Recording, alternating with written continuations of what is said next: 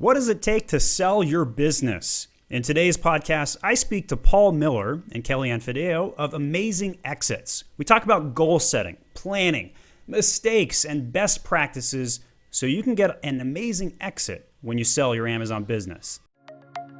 This is the My Amazon Guy podcast. I'm your host, Stephen Pope, founder of the agency My Amazon Guy. Tune in each week to learn how to grow your Amazon sales. All right, I'm now joined by Paul and Kellianne. Thanks for coming on the podcast today. Thanks so much, Stephen, for having us. It's a pleasure. We were excited to have you on our podcast a couple weeks back.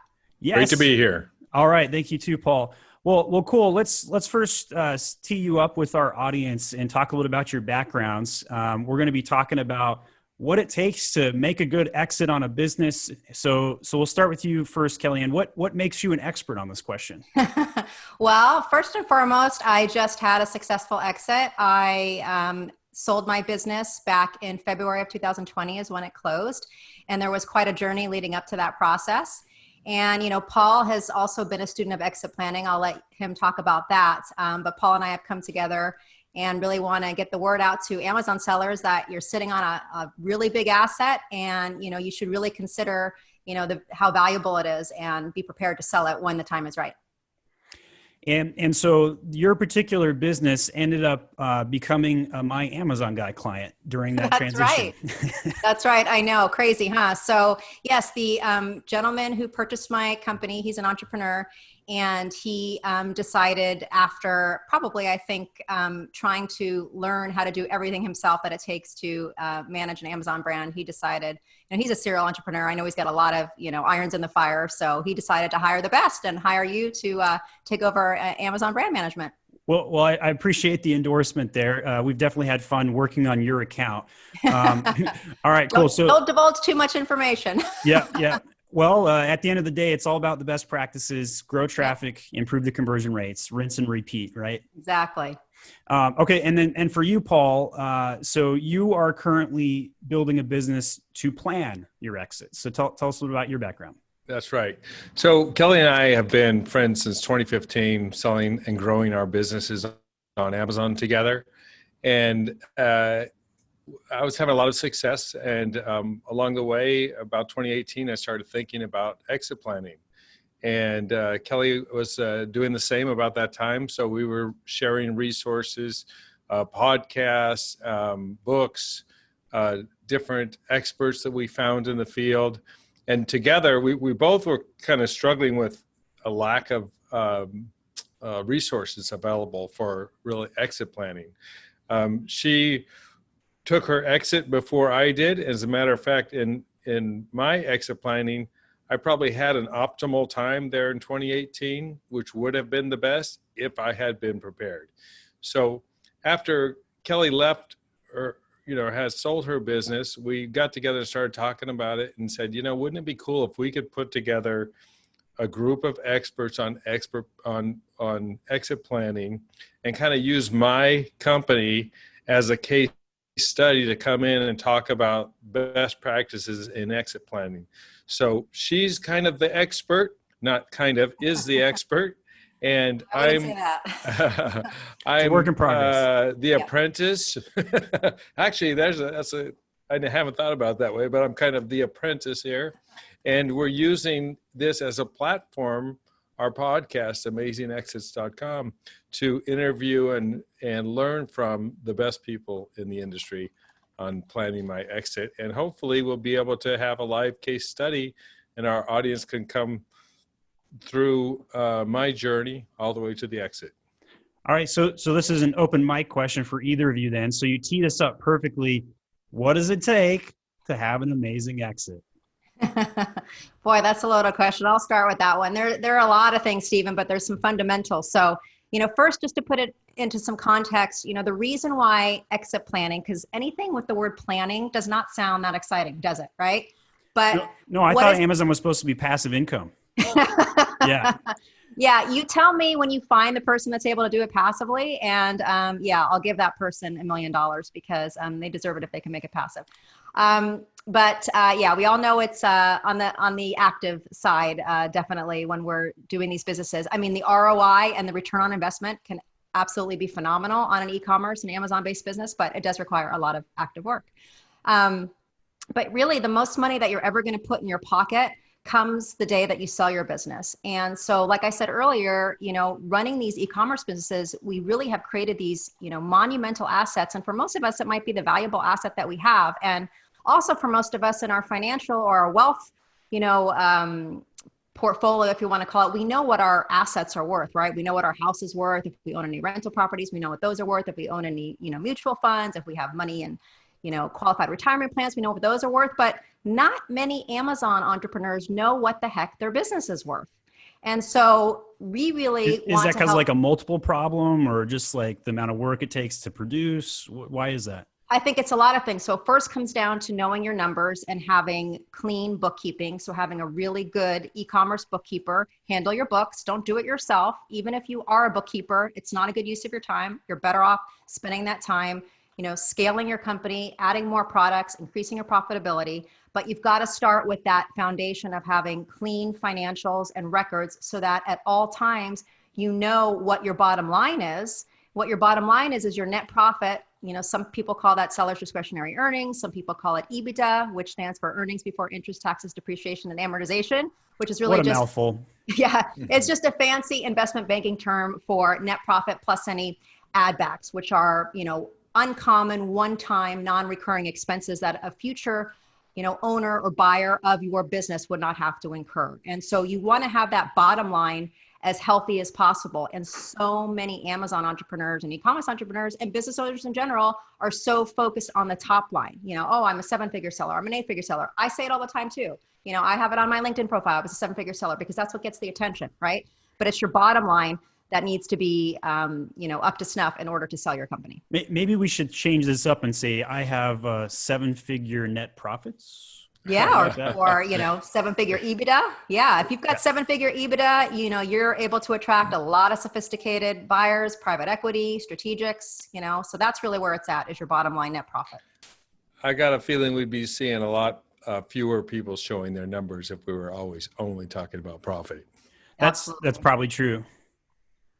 Well, cool. So walk me through your thoughts on this, Paul. What makes an amazing exit? Now, I realize you're still working on your amazing exit, but what do you hope to achieve?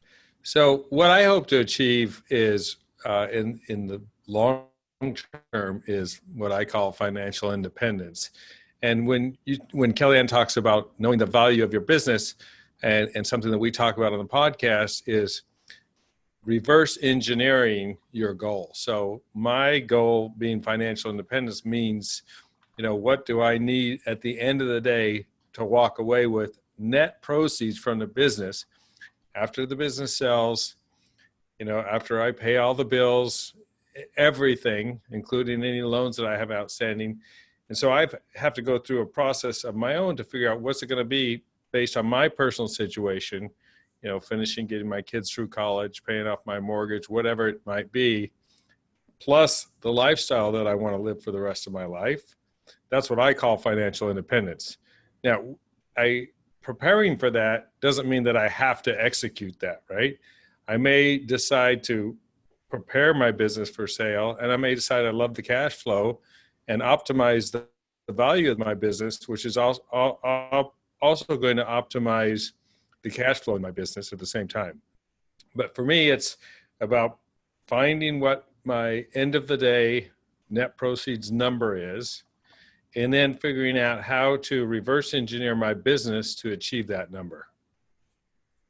So I like that goal you mentioned, that financial independence. We all have something that gets us up out of bed every day, right? So this is a question straight out of the book about TED Talks. This guy went through and analyzed what made a great communicator, what made a great TED Talk. And so this is the second time I've been able to ask this question. So we'll start with you, Kellianne. What makes your heart sing? Oh, I love that question. And that, that hits the nail on the head, Stephen. It's, for Paul, his goals are going to be different from my goals and your goals. For example, Stephen, you've shared with us that you never want to sell your Amazon brand management. Building to hold. Even though, like, I'm telling you, like, once every other week on LinkedIn, some private equity is like hitting me up and I'm like, guys, not interested. You know what? But knowing the value of your business, you're able to entertain an out of the blue offer. And I guarantee you that there might come a day. I mean, never say never. Forever is a long time. So you want to always be prepared for that out of blue offer, that pie in the sky offer, and know what the value of your business is. And so, as Paul said, for him, he's building his business so that he can achieve complete financial freedom. And I think we all define financial freedom differently. I mean, I define financial freedom as being able to do whatever you want, whenever you want, with whoever you want, and never having to work again a day in your life if you don't choose to. But for most of us, I think as entrepreneurs, we don't ever really truly want to retire. We always want to be active doing something, right? And so, for me, my goals with selling my business were not to achieve complete financial freedom. It was to de-risk, to take chips off the table, to have some financial independence, which we now do because it was a big sum of money that landed in our bank account. But I'm just getting started with all the things that I want to do in life.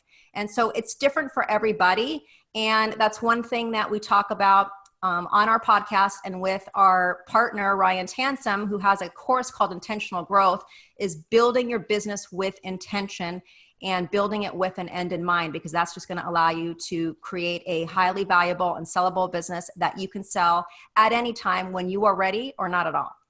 So that was a lot. Sorry. No, that's good. So when you said when you build a business with intention, is it intention to sell or intention? What do you mean by that? Intention in terms of what do you want out of your business long-term and why? Do you want it to be spitting out $100,000 in cash flow every month, and you're going to live off that, and that's going to fund the lifestyle that you want? You're going to look at it in relationship to all your other assets that you have. You're going to look at it in relationship to retirement planning, in terms of legacy planning, all the things that are very individualized to each person and entrepreneur, doing that all intentionally from the get-go.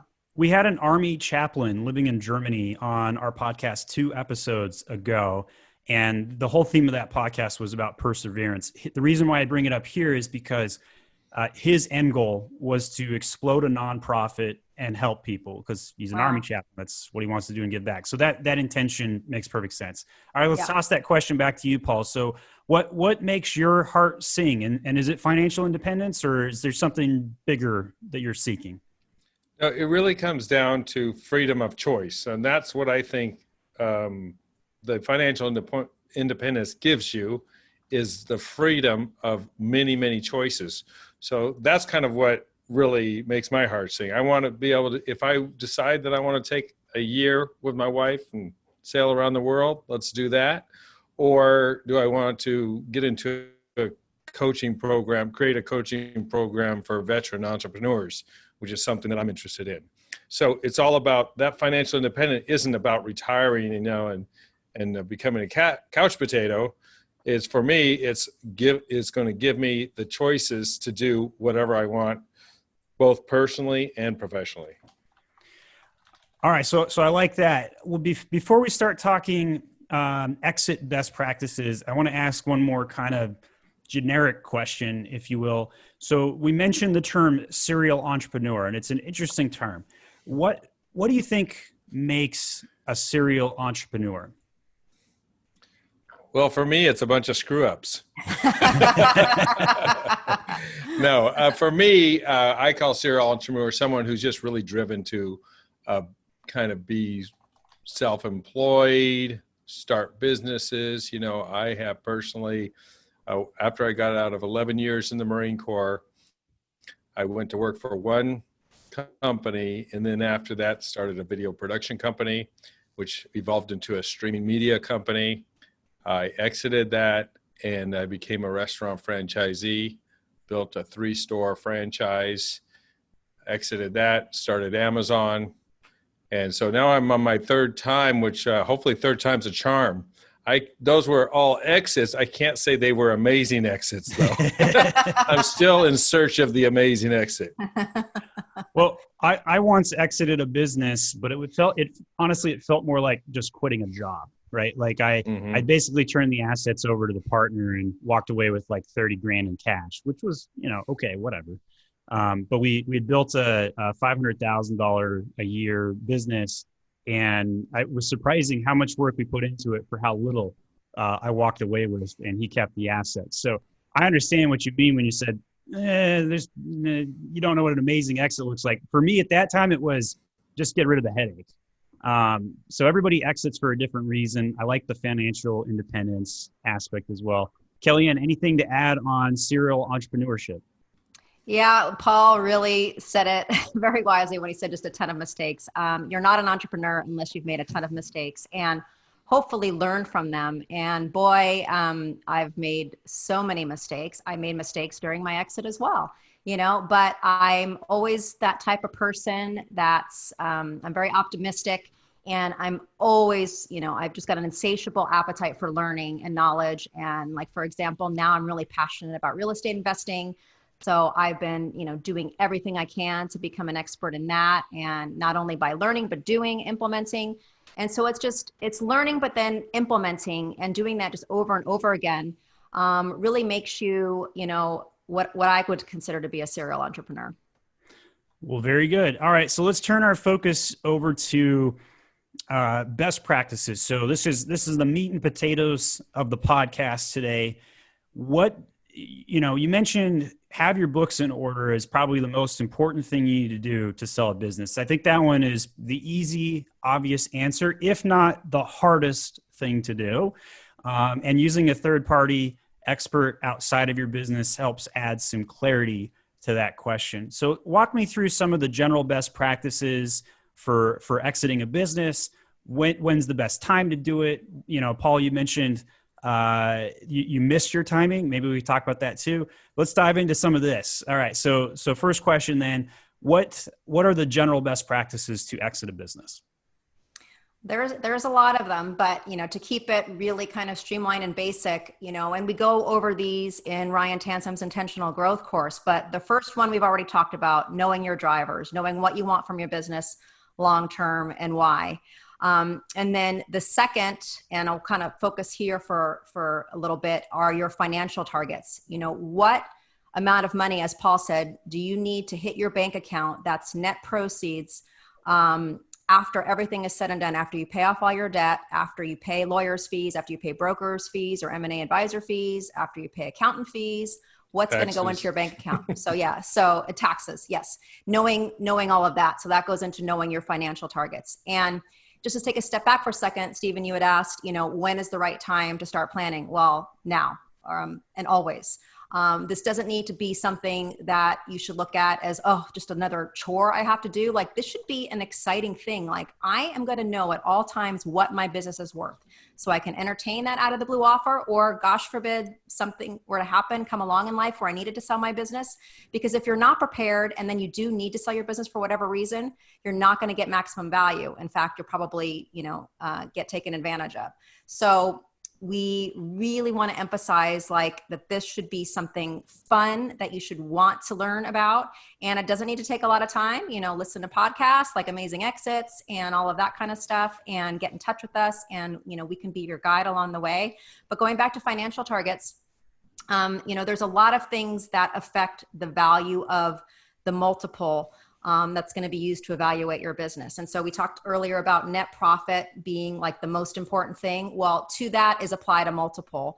Generally in the Amazon e-commerce space, what it's typically been over these past few years is anywhere from like a 2 to 4 multiple. Okay. And that's if you're selling to like an acquisition entrepreneur, or, it's not a strategic or a private equity deal, just a, straight deal, maybe under 10 million in enterprise value, and somebody's using SBA financing.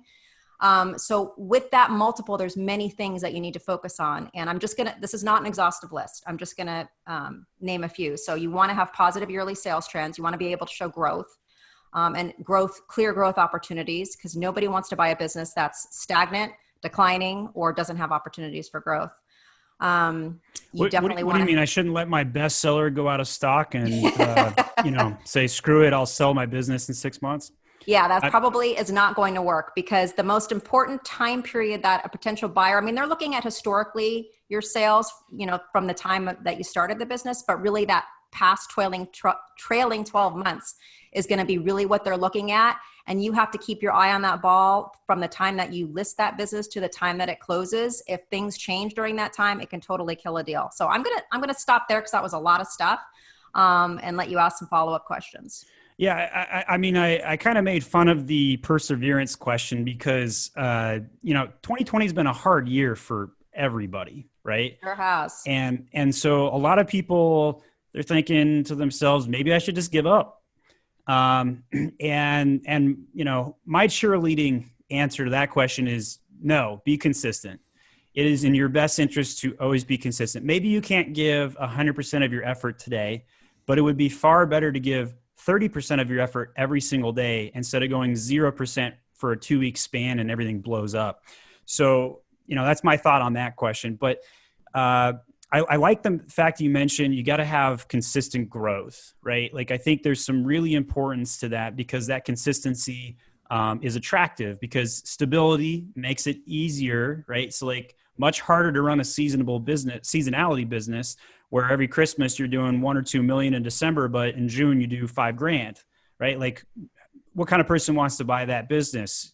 Harder to manage versus the business that just consistently does 300K every month. I know which one I would buy or pick if all things were equal from a top line standpoint.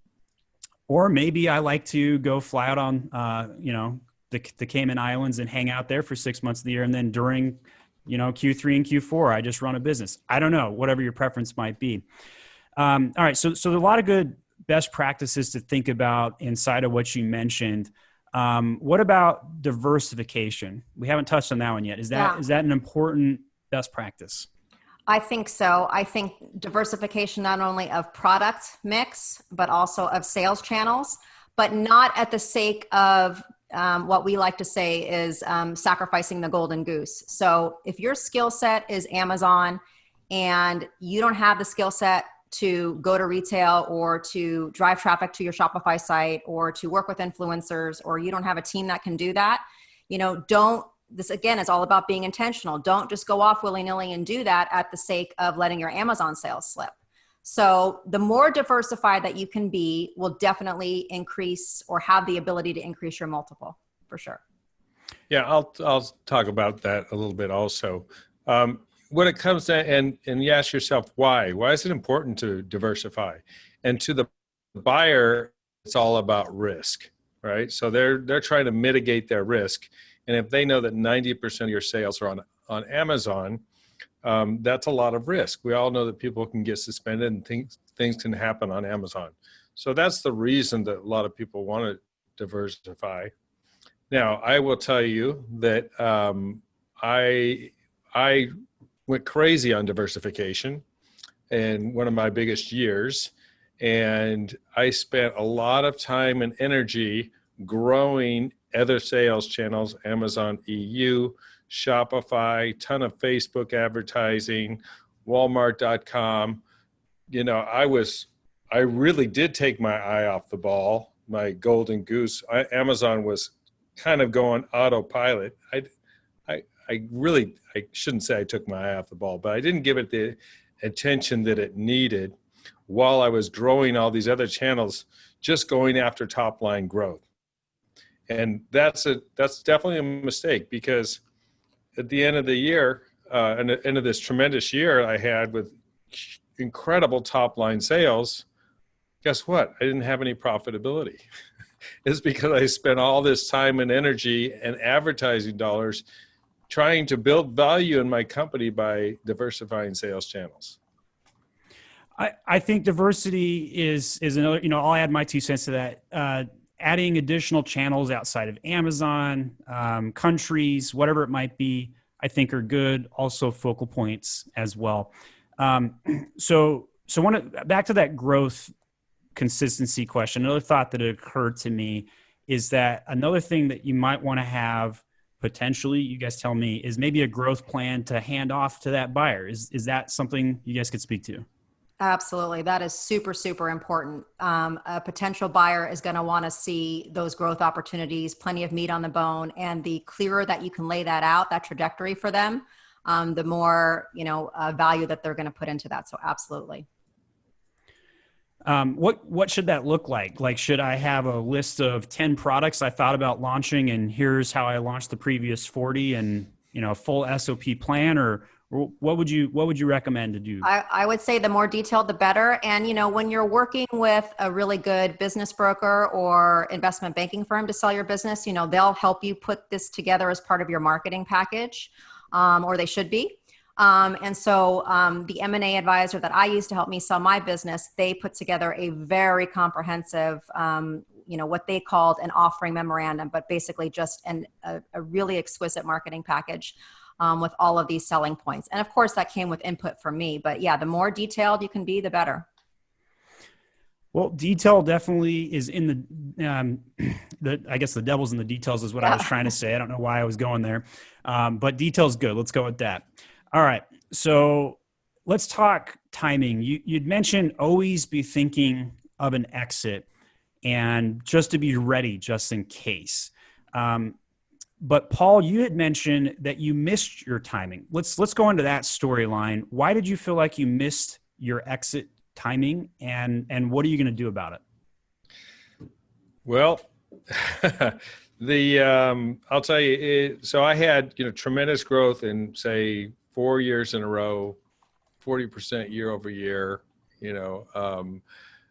Owned the category that I was in, a category that we created. And I share on the podcast, my company is Cozy Phones. And I was very focused on my top year on top line growth. And as I told you, diversifying into different channels. In the meantime, and one of the things that I didn't notice quick enough was the fact that I had a lot of copycat competitors coming on Amazon behind me. And so all of a sudden I realized at the end of my biggest year that I had a ton of competitors in the wings. Taking market share? Or? Taking market share, And we have IP, by the way, and we're still executing an IP strategy to get those guys off of there, but it's not overnight.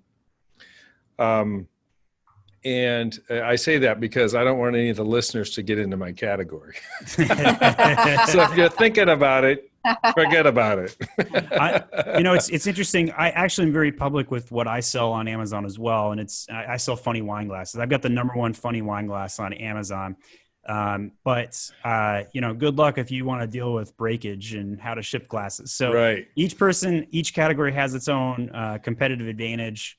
And I do mine to test, so I can go out to my agency clients and test and show them, hey, virtual bundles, those things suck. Don't do those.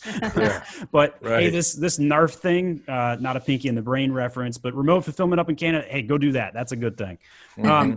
So Paul, you missed the timing because you had some competitors creep in, and now you're like, well, I want to rethink this and replan. How do you go about figuring that out? Yeah. So just to clarify a little bit, so you really need to sell on the upslope, right? When you're seeing year over year growth, month over month growth, you're adding to your SKUs, you have a pipeline of SKUs, and you have profitability too. So that's why I say the timing wasn't quite right for me, because I started to see a decrease in sales, and I was reinvesting everything in the business, and so I didn't show a lot of profitability. But if I had paid a little bit more attention to what was happening in the competition and was showing more on the bottom line, it would have been a better position to sell at that time. So now it's kind of a reset, and I will be honest with you, a big portion of our plan is based on an IP strategy that we're executing to take out these other sellers. And to be honest, most of them are foreign based, and I'll say it. They're from China. I probably are. I hold no punches on in my political commentary. I think Jeff Bezos should pay taxes, and I think we should regulate China. It's all out. All right, there are some really interesting things happening right now, and as we're recording this podcast, for example, last week, I think it was California Supreme Court made a decision regarding product liability insurance. Yes, this is an interesting development. Yeah, which we believe is going to flow down, I believe, is going to flow down to individual sellers, where Amazon is going to actually enforce their policy to require sellers to give proof of product liability insurance. And to me, that's a good thing. That means that, I already carry it because I'm a, white hat seller, and I have to have it for my business anyway. I really don't think my Chinese competitors are going to go out there and get a $5 million product liability insurance and give it to Amazon. So right now, Amazon doesn't require it, but who knows? Maybe they will soon. Go look at Wayfair. Wayfair requires it. Yeah. Mm-hmm. They have to. It's ridiculous that they don't. It's absolutely ridiculous. So it's going to happen. That's a component, having IP and being smart about your business is a component of kind of rebuilding our brand. And the other thing that we've done early on, and I share this in many podcasts, is, I have got into licensing. So I have licenses with Nickelodeon, with Sesame Street, Batman, and others to help build a moat around our brand. So we're, going in harder on the licensing, kind of reposition our product as the premium original that it is, and just keep fighting away and eliminating these knockoffs and copycats through our IP strategy. Well, I think you've got a plan, and that's half the battle. And the question is, does the plan work, or do we need a counter plan? So I'm sure you've got A, B, and C counter plans ready to go too, especially if you guys are always thinking about exiting. I'm sure you've got lots and lots of alternative ideas. All right. Can I just interject for just please. A second, Stephen? I want to just kind of comment on what Paul just shared, because I think what he did is a great summary of what every business owner should be doing. Is now he's laser focused. He knows exactly what he needs to do to increase the value of his business. And he's focusing on just one strategy, which is creating barriers to entry, right? He's got, IP, he's got licensing. He's going all in on that as being the big needle mover to, increasing the value of his business. And so I really want to emphasize that, because like before that, Paul was all over the place, right? And most of us are. I was too. I'm going to go sell on Shopify. I'm going to go try to get into retail. I'm going to go take this course on Pinterest marketing. I'm going to go do this. And now he's laser focused on what he needs to do. Yeah. And I'll just add one more thing to that, Kelly. I dropped off a lot of the other initiatives that I was working on. I can tell you that building a Shopify business is very, very difficult and expensive. Completely different. And we were successful in it, but we spent a ton of money doing that and a ton of energy. Same thing with Amazon Europe and some of the other channels. So it was really refocusing all resources back on the golden goose and, rebuilding the business from there. It's interesting. This topic has come up a lot in my LinkedIn feed in the last 2 days. There was somebody talking about starting their own business, but choosing not to use Amazon. And there are certain demographics and cultures who don't want to shop on Amazon. However, the overall post that had been made on LinkedIn is like, you guys got to count your blessings. Like, selling on Amazon is way easier than selling off of Amazon. Now, with that said, I believe Amazon's entering its maturity phase, the product life cycle. It's getting harder. There's a lot of ridiculous barriers that Amazon is putting in place. And when we say, hey, we think there should be product insurance, that's just another barrier that we're suggesting to go put on other sellers, right? Mm-hmm. But it's in the best interest of the customer. It's on brand for Amazon. It'll probably happen, my prediction, maybe in the next 6 months, in fact. Every time we see California come out of the regulation, it's just like they are cracking down on Amazon constantly. So like I got a client, they sell a pet related item, and they got banned from selling in California because their packaging said that they were biodegradable.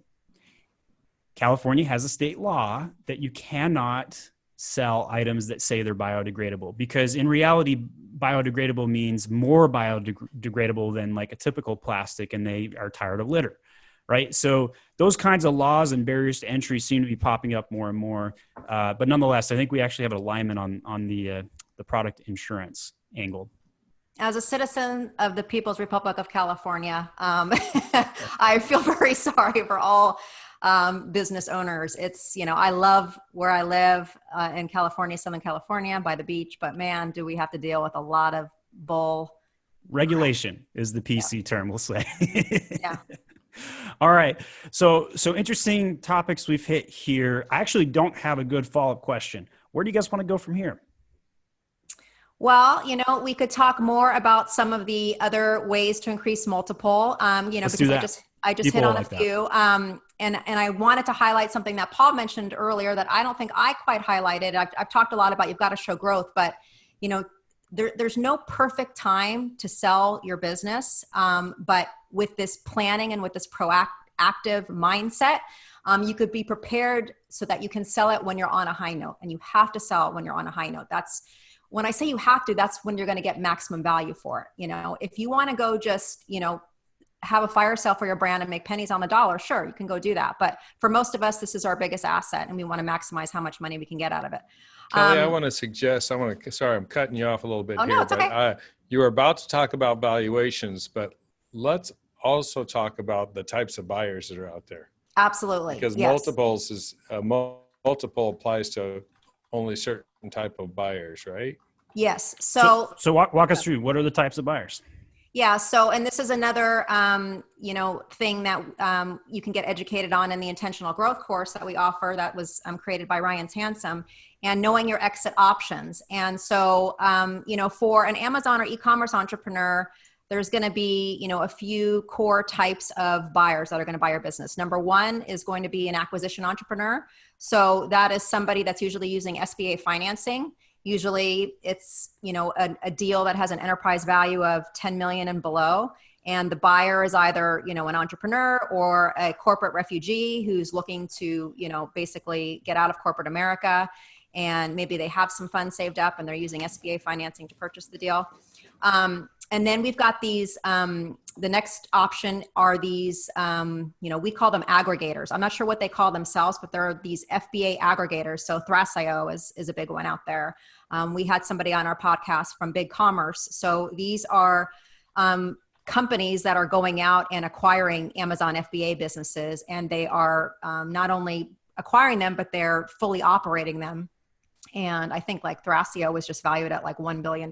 So they obviously see the value in Amazon FBA businesses. So that's another option. I think a lot of companies are seeing some mergers, acquisitions, because the difficulty level of selling on Amazon went from like non-existent from 3 or 4 years ago to, now it's hard. And so the increase in sophistication needed, you're going to see people take resources and put them together. Right. And then the sellers, the reason they want to sell is because they don't like the sophistication. They want to move on. Right. So I think that's worth noting. I think we've seen more mergers and acquisitions this year than in the previous 4 or 5 years combined. I actually don't know my data. I'm just believing that. No, but what you just mentioned is another exit option, and that's a strategic acquirer. So, a strategic is basically a buyer that's decided to acquire a business in order to strengthen, their own existing competitive advantage, like you mentioned. So, and typically when you're dealing with a strategic acquisition, you can kind of throw these 2 to 4 multiples out the window because you can get a much larger multiple. But, it really does depend on your enterprise value and your bottom line EBITDA. If, we're talking usually, north of $10 million in enterprise value to attract a strategic type of acquirer, sometimes less, but that's generally what you're going to find. And then, kind of similar, and where you also could get more, basically bang for your buck with your multiple is with private equity. So there are private equity funds, family offices that are buying these types of businesses. They, have somebody run them for a few years and then they're going to sell. And a lot of times, the owner can stay on with a piece of equity and take another bite at the apple with their equity. So those are the main exit options for an Amazon e-commerce business. And you mentioned that the purchase could be in a couple of different forms, right? So like the one that you just mentioned where the owner may stay on to some extent. A lot of sellers just want to be like, I'm out, guys. Exactly. I'm out. I want my paycheck and I'm out. So So could you walk me through like options? So Yeah. those two make sense to me, where I'm out or I stay on, but there's probably some in between, and There's maybe lots of different options and it can get very creative, but this all goes back to Stephen of knowing what you want from your business and what you want from your exit. And so knowing from the get-go, what are your non-negotiables? Like knowing that when I sell this business, I don't want to have anything to do with it for the rest of my life. Or when I sell this business, I'm only willing to stay on for 60 days to help transition. Or when I sell this business, I want to maintain a 20% ownership stake and, help run it. So knowing those things, there's lots of different ways and creative deal structures to do this. So it really just depends on the, acquirer and, what you negotiate during the process. that makes sense. Where do you think the most common one is? Do you think most sellers want to be in? Most sellers want to get all of their cash up front, who doesn't? Yep. And so, and is that realistic though? It depends, but I would say count on no, it really depends. I think that, like for example, the aggregators like Fedio, I'm pretty certain they don't pay all cash up front. There is some kind of a, performance-based or earn-out, what it's called, but I'm sure you've had him on your podcast or them on your podcast. They could speak to that.